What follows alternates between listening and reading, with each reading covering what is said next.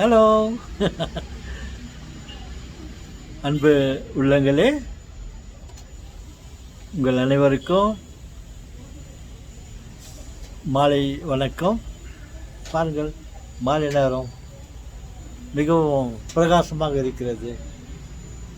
இன்னும் கொஞ்ச நேரம் கொஞ்ச நேரத்துக்கு பிறகு இந்த பிரகாசமெல்லாம் குறைய ஆரம்பிச்சிடும்.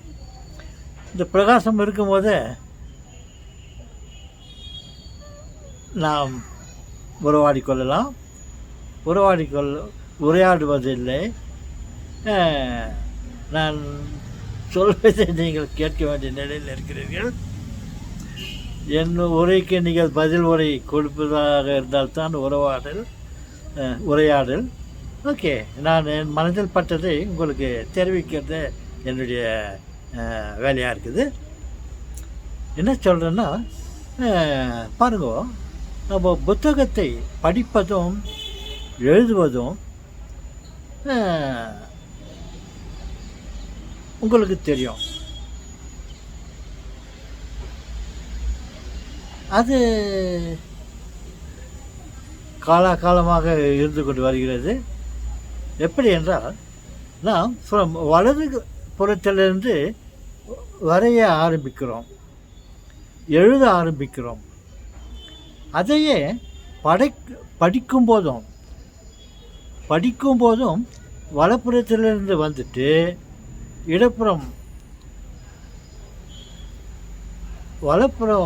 இடது புறத்தில் ஆரம்பித்து வலதுபுறம் வந்து முடிக்கிறோம்.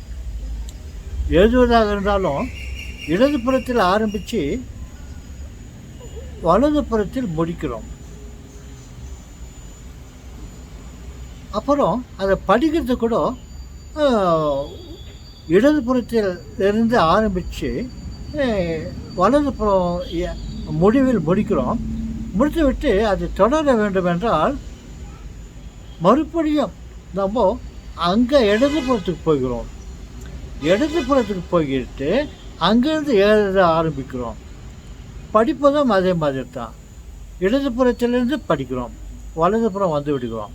திருப்பம் அங்கேருந்து எப்படி லெஃப்ட்லேருந்து ரைட்டுக்கு வந்தோமோ அதே மாதிரி ரைட்லேருந்து அந்த மாதிரி நம்ம பழக்க நடைமுறையில் இருக்கிறது. எப்படி நடைமுறையில் இருக்கிறது? இது இடதுபுறம் இல்லையா? எனக்கு கை இடதுபுறம், இடதுபுறம். இடதுபுறத்தில் ஆரம்பித்து இது வலதுபுறம். என் கை வலதுபுறத்தில் முடிக்கிறோம். முடித்துவிட்டு இரண்டாவது வரியை ஆரம்பிப்பது எழுதுறதுக்கு திரும்ப இடதுபுறம் போகிறோம். இடதுபுறத்திலிருந்து எழுத ஆரம்பிக்கிறோம், வலதுபுறம் கடைசியில் முடிக்கிறோம். படிப்பது கூட இடதுபுறம் ஆரம்பித்து வலதுபுறம் முடிக்கிறோம். இப்போ முதல் வரியை இடதுபுறத்திலிருந்து ஆரம்பித்து அதனுடைய தொடரை திருப்பம் இடதுபுறத்துக்கு போயிட்டு அங்கேருந்து நம்ம படிக்கிறதோ எழுதுறதோ அது செய்கிறோம். இது நடைமுறையில் இருக்கிறது. எனக்கு ஒரு யோசனை, அந்த நடைமுறையில் இருக்கிறது என்ன ப்ராப்ளம்னா, பாருங்க, இந்த கை இங்கே இருக்குது. அட்லீஸ்ட் இங்கேருந்து ஆரம்பித்தா கூட பரவாயில்ல. நம்ம என்ன பண்ணுறோம், இங்கேருந்து இடதுபுறம் போய் அங்கேருந்து நம்ம எழுதி கொண்டு வருகிறோம். திருப்ப படிக்கிறது கூட இடதுபுறத்துக்கு போய் அங்கேருந்து வலதுபுறத்தில் வந்து முடிக்கிறோம்.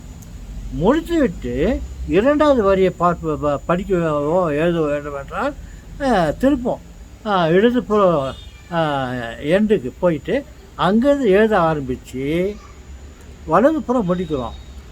அதை படிக்கிறது கூட அங்கே இடதுபுறம் போய் அங்கேருந்து படிச்சுக்கின்னு இங்கே வரோம். நம்ம என்ன பண்ணுறோன்னா, இங்கேருந்து ஒரு லைன் போயிட்டு திருப்பம் இங்கேருந்து அங்கே போகிறோம் பாரு, அது 100% டைம் வேஸ்ட் பண்ணுறோம். இங்கேருந்து 100% ஆகுது இங்கே வரத்துக்கு இல்லையா? இப்போது செகண்ட் வரியை பார்க்குறதுக்கு இங்கேருந்து எப்படி 100%ஓ அதே மாதிரி இங்கேருந்து அங்கே போகிறதுக்கு 100%. நம்ம என்ன பண்ணுறோம், இங்கேருந்து எழுத ஆரம்பிச்சுட்டு ரெண்டாவது வரி எழுதுறதுக்கு அந்த 100% கையை அவ்வளோ லெஃப்ட்டு போகிற வரையும் 100% நம்ம வேஸ்ட் பண்ணிவிட்டு டைமை அங்கேருந்து எழுதிட்டு வரோம். அங்கேருந்து இங்கே வந்துட்டு திரும்ப அங்கே போகிறதுக்கு நம்ம கையிலேருந்து அங்கே போகிறோம்.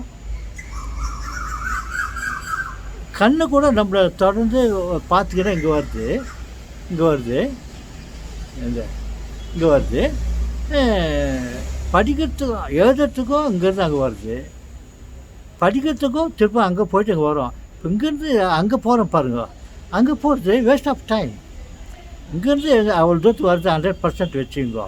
இப்போ செகண்ட் லைனுக்கு போகிறதுக்கு திரும்ப அதே 100% இங்கேருந்து வேஸ்ட் பண்ணுறோம்.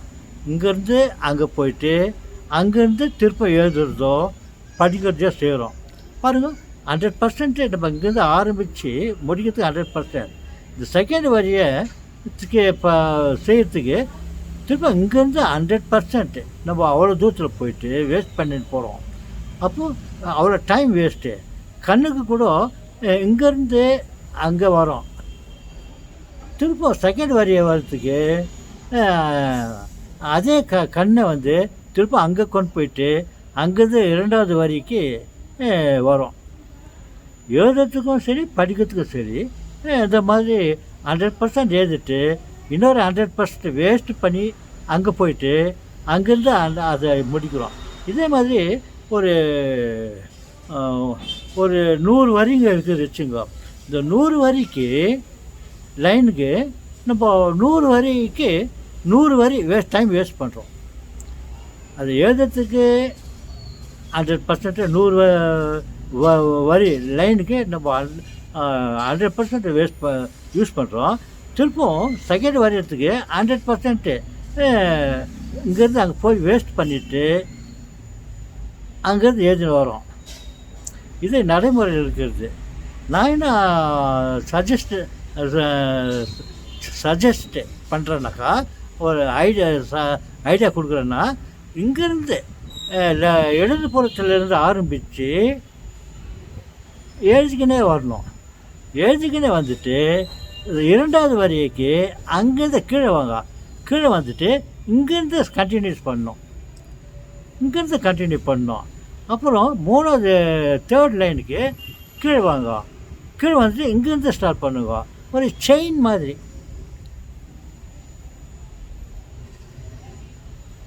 பண்ணாக்கா பாருங்கள், இங்கே ஆரம்பித்து இங்கே வந்துடுறோம். அப்புறம் செகண்ட் லைனுக்கு இங்கேருந்து ஸ்டார்ட் பண்ணி இங்கே வரோம். முதல்ல என்ன பண்ணிட்டோம், இங்கேருந்து ஒரு லைன் வந்துட்டு அதே டைமு கண்ணுக்கு ஸ்ட்ரெயின் எல்லாம் வேஸ்ட்டு பண்ணிவிட்டு அங்கே போயிட்டு திரும்ப அங்கேருந்து எழுதிட்டு வரோம். எழுதிட்டு வந்துட்டு தேர்ட் வரைக்கும் வந்து திரும்ப 100% இங்கேருந்து சும்மா போயிட்டு அங்கே ஆரம்பித்து திரும்ப அங்கே வரும். அதனால அப்படி இல்லாமல் அப்படியே செயின் மாதிரி போயிட்டு கீழே வந்து அப்படி வந்து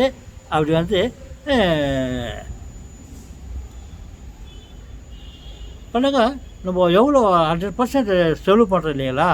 இப்போ இரண்டாவது வரைக்கும் இன்னொரு 100% வேஸ்ட் பண்ணாமல் அங்கே யூஸ் பண்ணுறோம், எழுதுறதுக்கும் படிக்கிறதுக்கும். இந்த மாதிரி செய்கிறதுனால நம்ம ஒரு நாவல் இருக்குது வச்சுங்கோ. அந்த நாவலை நம்ம படித்து முடிக்கிறதுக்கு 10 நாள் ஆகுது. அந்த நாவலை படித்து முடிக்கிறதுக்கு 10 நாள் ஆகுது பழைய முறை பிரகாரம். நான் புதிய முறையை நான் சொல்கிறேன் இல்லையா, அந்த முறையில் பண்ணாக்கா இந்த 10 நாள் செலவு பண்ணுறது 5 நாளில் இந்த படிக்கிறத முடிச்சிடலாம்.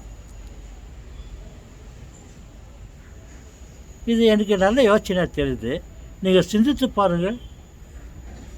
இங்கேருந்து போயிட்டு ஸ்ட்ரெயிட்டாக போயிட்டு அங்கே கட் பண்ணி வர்றோம்.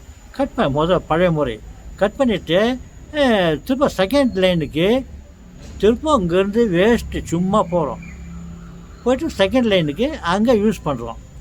இந்த தேர்ட் லைனுக்கு திரும்ப 100% அங்கே நாங்கள் போகிறோம். அங்கே போகிறது அவ்வளோ வேஸ்ட்டு. அந்த கை போகிறதும் ஸ்ட்ரெயின், இந்த கண்ணு கூட அங்கேருந்து இவ்வளோ தூரம் சும்மா வந்துட்டு இங்கேருந்து இங்கே கண்டினியூ ஆகுது. இதே மாதிரி 100 டைம்ஸு நம்ம எழுதுனேனாக்கா 100 டைமு வேஸ்ட் பண்ணுறோம். நீங்கள் புரிஞ்சுன்னு இருப்பீங்க நினைக்கிறேன். இந்த மாதிரி நான் நினைக்கிற மாதிரி பிரிண்டர்ஸுங்களும் நியூஸ் பேப்பரு, இப்போ நாவல்கள் எழுதுகிறவங்களோ சில புத்தகம் எழுதுகிறவங்களாம் அந்த முறையை கையாண்டால் எப்படி ஸ்டார்ட் பண்ணிவிட்டு ஸ்ட்ரெயிட்டாக வந்துட்டு அங்கேருந்து செகண்ட் லைனை கீழே வந்து அங்கேருந்து லெஃப்ட்டுக்கு வரணும், அங்கேருந்து வந்து ரைட்டுக்கு வரணும், அங்கேருந்து கீழே வந்து லெஃப்ட்டுக்கு போகணும். இந்த மாதிரி பண்ணாக்கா 50%, அதாவது 100% முதல்ல அதுக்கு எவ்வளோ செலவு பண்ணணும் அதே அளவுக்கு இதை வேஸ்ட் பண்ணாமல் அந்த டைமுக்குள்ளே நம்ம முடிச்சிடலாம். ஓகே, சிந்தித்து பாருங்கள். அது செயல் இந்த பிரிண்டர்ஸுங்க, புத்தகம் பிரிண்ட் பண்ணுறவங்க எழுதுகிறவங்களும் அந்த முறையை கையாண்டாக்கா ஒரு 50%, நான் 100% சொல்லுவேன் இல்லையா, அதை வந்து அதே டைம் வந்து மிச்சம் பண்ணலாம். அந்த ஒரு நாவலை வந்து படிக்கிறதுக்கு 1 ஹவர் எடுத்துக்கணும், இல்லைக்கா 1 ஹவர் அந்த ஒரு நாவலை படிக்கிறதுக்கு 2 ஹவர் எடுத்துக்கிறோம், ஒரு புக்கை முடிக்கிறதுக்கு 2 ஹவர் எடுத்துக்கிறோம். என்னுடைய முறை பிரகாரம் செய்தாக்கா அந்த நாவலை முடிக்கிறதுக்கு ஒரே ஹவரில் பண்ணிடலாம், இல்லை ஒரே டைமில். ஒரு நாவலை முடிக்கிறதுக்கு 2 நாள் எடுத்துக்கினாக்கா நான் சொல்கிற முறை பிரகாரம் ஒரே நாளில் முடிச்சிடலாம். ஓகே அன்பர்களே, நீங்கள் சிந்தித்து பாருங்கள், யோசித்து பாருங்கள் நான் என்ன சொன்னேன்னு சொல்லிவிட்டு. பழைய முறை இடதுபுறத்துலேருந்து ஆரம்பித்து அங்கே வலதுபுறம் முடிச்சுட்டு பழைய முறை, அப்புறம் லிங்க் கட் ஆகிடுது திரும்ப வேஸ்ட்டாக அங்கே வரும். பென்சில் எடுத்துனா அங்கே வரும், அங்கேருந்து வந்து எழுதுகிறோம். திரும்ப தேர்டுக்கு வந்து வேஸ்ட்டு கையெல்லாம் ஸ்ட்ரெயினெல்லாம் ஸ்ட்ரெயின் பண்ணின்னு அப்புறம் அங்கேருந்து அங்கே வரும்.